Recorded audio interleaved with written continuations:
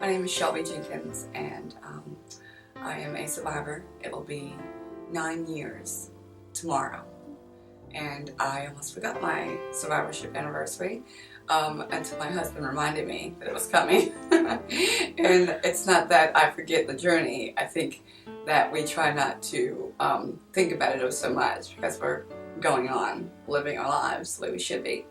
So I was diagnosed with stage 2 breast cancer on April 4th, 2005.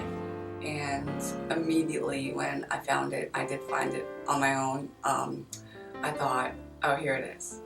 My mom had breast cancer, her mom, her sister, so it is in the family. I was 32, same age that she was when she was diagnosed. So I kind of had a feeling that was it. Like I knew what I was feeling for. I knew it was a pebble, I knew it was a pea. So found it, told my husband, and went to the doctor, and by the end of that day, which doesn't happen very often these days, but end of the day, I was diagnosed with breast cancer. Had treatment and chemo, radiation, went through lymphedema, a few surgeries, and here to tell the tale. So survivorship has been a curse and a blessing. Wouldn't have traded for anything in the world. I've met some amazing people. I've been able to go to places I never thought I would, and volunteering here at Carolina Breast Friends has been a blessing in itself, because then I realized that my diagnosis wasn't for me, but it was definitely for other women, to be able to help them answer questions, let them not be as scared as I was when I was diagnosed, and be able to be that support system for them, and point them to different doctors and different things that we have here in Charlotte. That's very helpful. So I would say it's a sisterhood you don't want to be a part of, but then when you are, you realize that it's a sisterhood you couldn't imagine being without. So treatment for me was a roller coaster. It was a little bit of, okay, let me know what I have to do. I'm just ready to do it. And then going down the road, like my 5th treatment, my white blood cell count was low, and they said one day, you can't have chemo today, sorry, you have to come back when your white blood cell count is higher. And you don't want chemotherapy, but when they tell you that you can't have it, and you're ready for that last treatment, and that last treatment is on the calendar, and this is going to push it some, you get really upset. I left there crying the first time I cried to my whole thing. The whole journey, I cried when I couldn't have chemotherapy.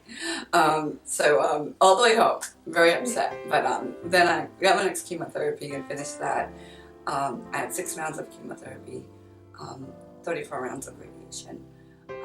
Because of the surgery underneath my arm, I had also lymphedema. So I also met with a therapist after that to take care of lymphedema in my arm. It's not gone, but it's manageable, and so you really can't even tell it's there. So that's been great, actually. I finished treatment up and had a no more treatment, party. Had a party before when I was diagnosed, and then had a party afterwards. I think that looking at the milestones that way is helpful when you're going through something like that, because you have something to look forward to. When you're in the middle of it, there's nothing to look forward to. So treatment was kind of hard, but I wasn't nauseous. Tired, very tired. Radiation also makes you tired. And that's something you just don't expect, because you don't feel as that. You don't feel anything, but then 2 weeks into it, you're getting out of bed and you're thinking, one more hour. Okay, one more hour. So you do get kind of tired, but all in all, I can't complain. So I think it was fine. I know back in the day, my mom, when she was diagnosed, hers was a little bit more harsh. So I really can't complain, because she went through a lot more than what I went through.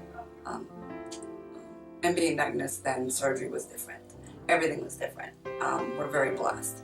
Nowadays, I have such great doctors, surgeons, oncologists, and different things that know what they're doing and make it simple and stay engaged and are very personable.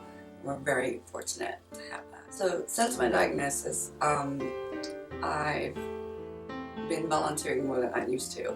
When I was diagnosed, I was 32 and I had young children, and I was more into going to sporting events and volunteering at their schools. And now that they're finished with school, and even before that, I started volunteering at Carolina Restaurants. They found me, and then I came back and I found them. I knew that what they did to help me with giving me the tips of the trade of how to deal with drains, and tips of the trade of talking with doctors and what to ask, and comfortable ways to sleep and different things like that. I knew that I wanted to pay that forward and help somebody else. So I think the way it's changed is that I've just become more involved in my community. I've become more involved with women that I don't even know from all walks of life, and I've been more open with my diagnosis. I didn't used to be that open. I just thought it was my journey, my battle. I'll deal with this. Yeah, I have family, I have friends, I have enough people that are there for me, and I didn't realize I needed to be there for more people that need to know what I've been through and to help them to get through what they're going through. I'm more open, but I'm also more guarded with women that are going through it. So I want to protect them in some way and make sure they're okay. And I guess the only other way it's changed me is that I don't sweat the small stuff so much anymore.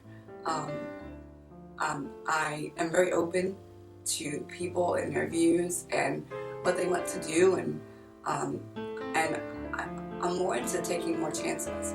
I'm not so worried because I know that things can always be worse.